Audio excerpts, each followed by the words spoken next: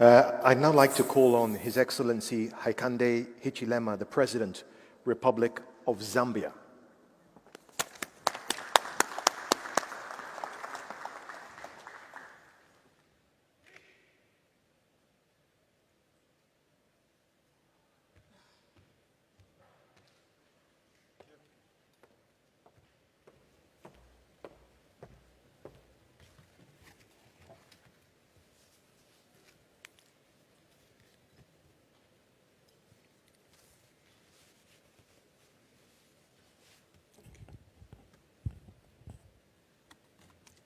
Thank you very much, Director of Ceremonies, Your Excellency, President Cyril Ramaphosa, President of the Republic of South Africa, Your Excellency, President Buhari, President of the Federal Republic of Nigeria, and fellow heads of state and government that are here today, Your Excellency, President Obasanjo, and other former presidents, head of states that are present here, Your Excellency, Sile Zikalala, Premier KwaZulu-Natal, representative of His Excellency, Mr. Musa Faki Mahamati, Chairperson of the African Union Commission and convener of the Intra-African Trade Fair. Distinguished panelists, ladies and gentlemen, I wish to begin by thanking the President of South Africa, President Ramaphosa, for hosting this important fair. We appreciate the warm hospitality that has been extended to us here in the beautiful city of Durban.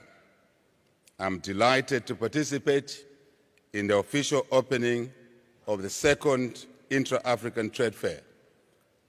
This event is critical to our continent as we progress towards integrating into the African Continental Free Trade Area, which is extremely important to the development of our individual countries through trade and investment. We look forward to the opportunities that will arise from a single market for goods and services aimed at boosting trade and investment for the mutual benefit of our countries on the continent.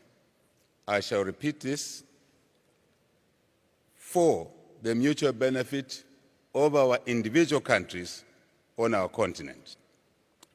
We must ensure that the African Free Trade Area is meaningful to all our people across Africa, meaningful for inclusive economic growth, jobs, and business opportunities in our individual countries. Because if we don't achieve that, it will be difficult to sustain the free trade area. Benefits must be seen by our people in the individual countries. Trade is an important tool for economic growth in our nations as a prerequisite for development in our countries, on our continent, as I've said. It is a tool that will create wealth and lift many of our citizens out of poverty on a continent as rich as ours. Zambia is committed to enhancing intra-Africa trade, and this is evidenced by the presence of the political leaders, government leaders here today, and our business community. Your Excellencies, there is enormous potential for trade and investment amongst us Africans, before we think of other continents. It is important that we see the value of working together as a continent, as a people, as businesses. Our countries are endowed with natural resources which can be used to create sustainable regional value chains to grow our economies. We must move beyond the overstated story of our potential and move towards actualization of this potential.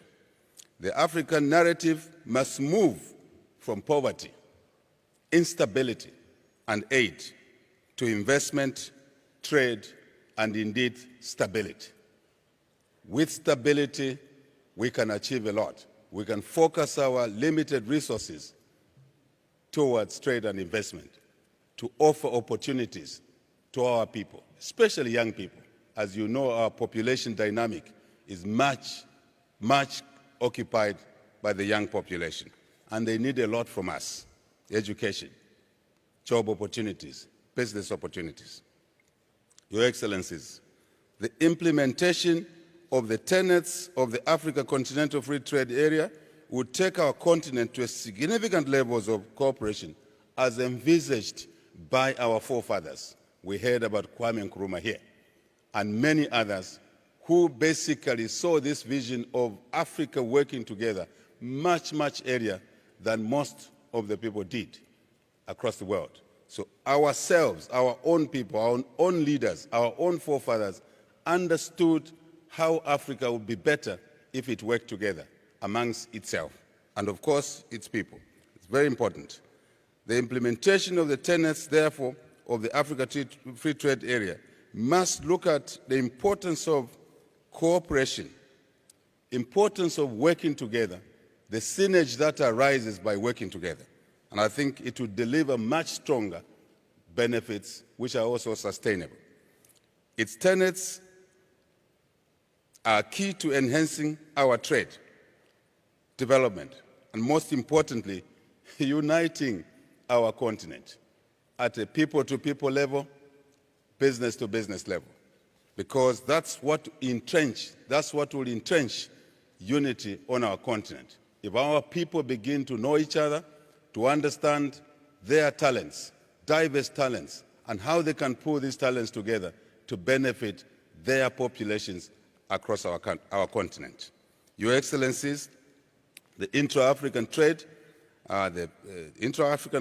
Trade Fair agenda is an affirmation of our abiding belief that Africa and the world at large can be a better place for all of us if we work towards achieving our common goals, and there are many of these. There is no better way to connect with one another than through trade and investment, in addition to already our existing and known historical, culture, and even family ties, I dare say so, including President Ramaphosa. Shared names. I'm sure you're not aware that so much similarity in that score, such as Nongoma here in KwaZulu-Natal in South Africa and Nangoma in Zambia. It cannot be a coincidence. Absolutely cannot be a coincidence. There is untapped potential for enhancing intra-Africa trade through regional integration. Our government is committed to supporting initiatives in this trade fair that seek to showcase trade and investment opportunities. Your Excellencies, this intra-African trade fair should spark conversations about what is working and what needs to be improved, particularly in the midst of the challenges that we all face in our individual countries. Specifically, it is true that none of our countries have been spared from the negative impact of the coronavirus pandemic, as well as the effects of climate change, which we must pay particular attention to as we seek to integrate, as we seek to develop our individual countries and our continent as a whole. As state actors ourselves, I'm talking about leaders in this hall, I'm talking about those who run governments, those who drive policies in our countries, on our continent. The free trade area should identify key priorities and the infrastructure that will be required to efficiently and effectively trade amongst ourselves, to facilitate trade amongst ourselves. And it's important, such priorities, I shall repeat, it is important that such priorities should include basics Basics such as ensuring that the safety of our drivers driving goods within our countries and across boundaries are safe. This is a small-looking issue, but very, very important in promoting trade and investment, because to move goods across our countries, we do need to ensure that as drivers and other such personnel move within our countries, they are kept safe, they are protected. Then it will be easier to facilitate trade amongst our countries. With greater cooperation, Your Excellencies, and alignment, it will not be far-fetched for every corner of our continent to become connected and accessible, and for the social and economic development of our people to be possible, to be accelerated much faster than most of us assume, because the economic aspect, the trade aspect, is such an imperative that one cannot ignore it, because it does affect the welfare of our individual citizens in our countries. We need to start with the most strategic infrastructure to give us the required leap forward as we work together. This is a time for us all to catalyze Africa, shift Africa's emphasis from negatives towards prosperity, towards stability. Our individual strengths and various competitive advantages are not a cause for division, absolutely not, but to be leveraged for the development of our continent working together. Distinguished ladies and gentlemen, as I close, I wish to commend the African Export-Import Bank for an excellent presentation that we've just heard. The African Union, the African Continental Free Trade Area Secretariat, and of course, our host, the South African government, led by President Ramaphosa, for putting together this platform that brings together governments and businesses from across Africa and the world in search of trade and investment opportunities to benefit, once again, our people in our countries, on our continent. Ladies and gentlemen, I thank you for your attention.